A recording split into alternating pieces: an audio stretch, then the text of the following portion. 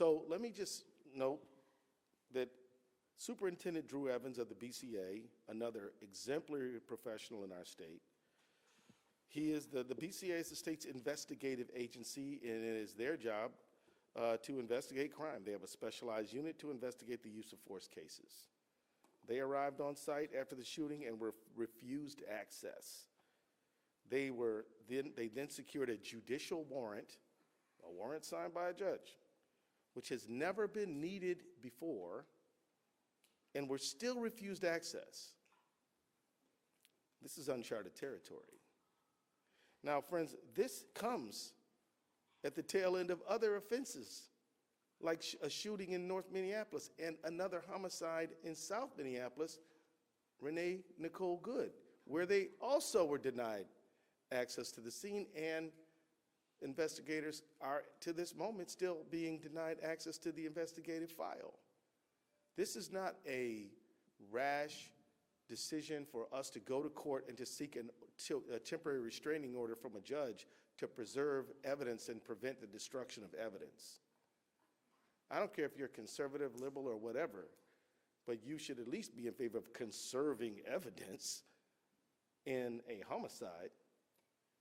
And to have to go get an order from a judge to preserve that evidence is extraordinary and should alarm everyone who believes in equal justice under the law and who believes that every person, no matter how this case ultimately is resolved, deserves to have their case investigated to get to the truth of what happened. This is an extraordinary moment in an unprecedented time, and we're doing all we can to step up to that moment. My office represents the BCA and joined the Hennepin County Attorney's Office in a lawsuit last night, as you know, and we moved to prevent the destruction and or tampering with evidence related to Alex Pretti's shooting. And this includes any evidence the federal agents took from the scene of the shooting, preventing the state authorities from inspecting it. We've never had to do anything like this before. Never before. We filed that motion last night and for a temporary restraining order asking the court to take immediate action to preserve the evidence. And last night, within 2 hours of the filing, a judge granted the motion. The Department of Homeland Security and the federal government are now enjoined from destroying or altering evidence related to yesterday's shooting. The fact that anyone would ever think that an agent of the federal government might even think about doing such a thing was completely unforeseeable only a few weeks ago. But now, this is what we have to do. As we said in our filing last night, the irreparable harm we would suffer if the federal government were allowed to destroy evidence is so weighty that any harm to the federal government does not even budge the scales in a court balancing of the scales. It's imperative that we preserve as much evidence as possible so that the state investigators are allowed to access the evidence to ensure a fair, thorough investigation. And I will say, I've heard not one single law enforcement or investigative agent in the state of Minnesota say that they won't share information with the federal government. I've heard quite the opposite from the federal government. Now, Operation Metro Surge. As I noted when I started, this appears to be the largest single deployment or surge of immigration agents in the history of the country. And as a result, tremendous damage has been inflicted upon our state.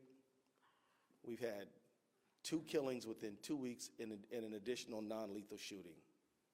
We've had countless numbers of people who have been stopped and had the demand for their papers, to have to show their papers in America. We've had door-to-door knocks where people have their homes barged into without cause of right. And we've had stores have to shutter, students not going to school. We've had reduction in employees going to their job sites. We've had jobs being, little markets being shut down, restaurants being interfered with. We've had a countless number of harms. And so we took the action of suing the federal government over Operation Metro Surge. And tomorrow morning, I'm going to be in federal court with my team arguing for a restraining order against Operation Metro Surge.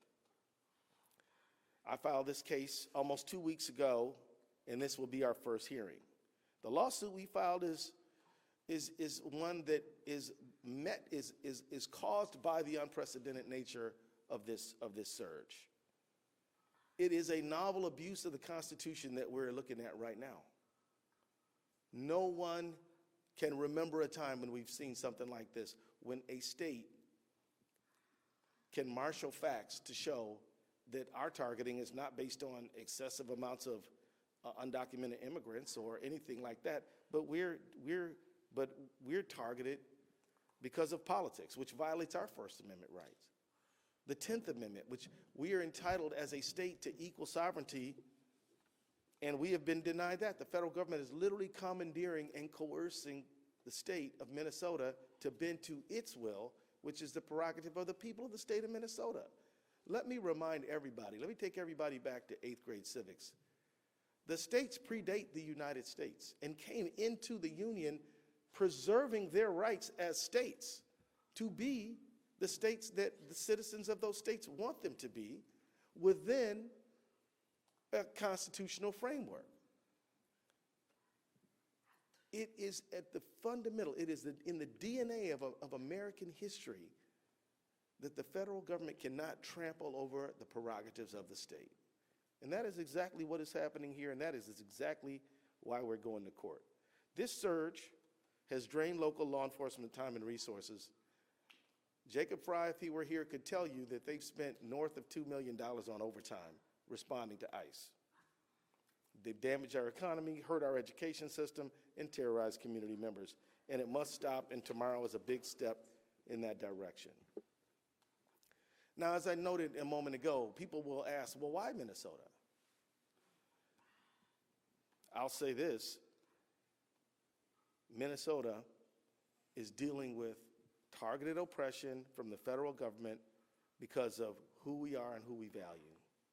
Minnesota is a place where we welcome the stranger. We have a number of nonprofits that focus on refugee resettlement in Minnesota. Minnesota is a place where we take care of the vulnerable among us. We're a state that just passed paid family leave. We're a state that believes in feeding our kids who are in school, and we're a state that believes that Minnesota is a great place to live for everyone, no matter where you were born. Of course, we obey all laws, but we still believe that immigration is not a sin.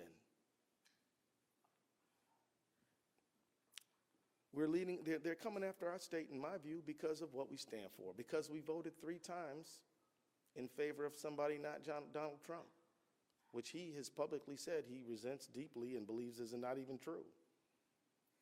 I can tell you it's not about fraud,